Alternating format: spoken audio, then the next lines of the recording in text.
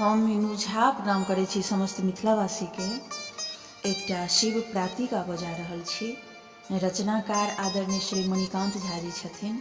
नीक लागत तऽ लाइक शेयर जरूर करब। धन्यवाद। जय मिथिला, जय मैथिली। तीन नयन के खोली के तकियो, तीन नयन के खोली के तकियो, त्रिभुवन पति है त्रिपुरारी,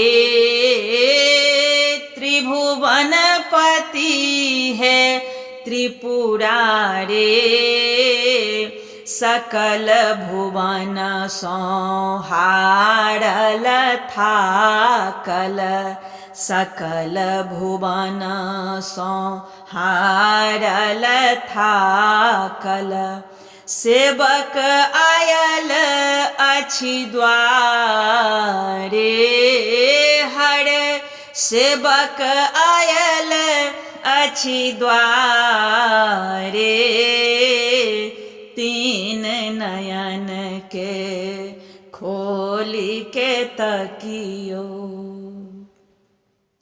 हम छी पापी जन्म जन्म के, लोभी कामी ओ पपिया,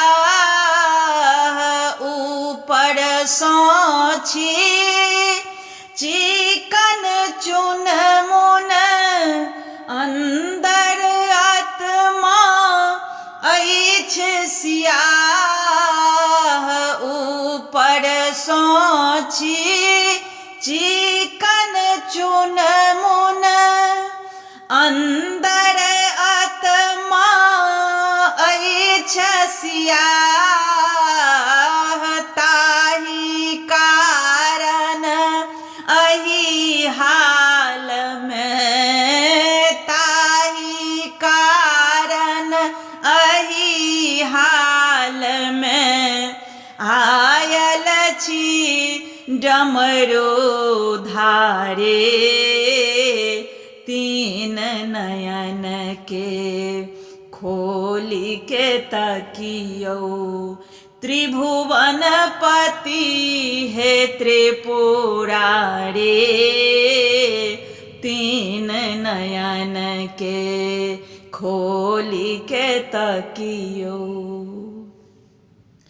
जप तप पूजा किछु नहीं कैलहुँ, नहीं गेलहुँ हम धर्मक आरी, हेर फेर में लागल रहलहुँ, ठानल जीवन भैर अरारी,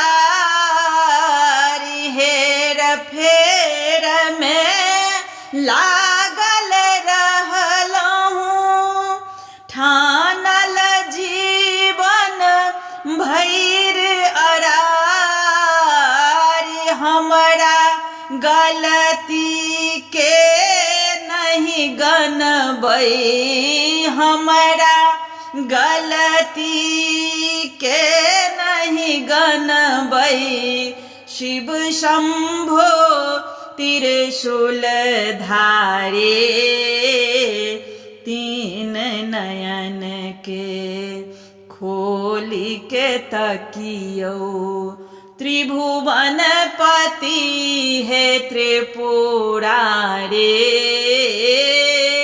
त्रिभुवन पति है त्रिपुरारी, तीन नयन के खोली के तकियो। करुण निवेदन जल्दी सुनियो, एना जोनी हर अनठबियो, अलटल बिलटल सूत आयल छी, शीघ्र ही तकरा अपना बियो मणिकान्तक विनती के बाबा, मणिकान्तक विनती के बाबा, कथमपि ने अपने टारे, तीन नयन के खोले कतकियो, त्रिभुवन पति है त्रिपुरारे, त्रिभुवन पति है त्रिपुरारे, तीन नयन के खोली के तकियो।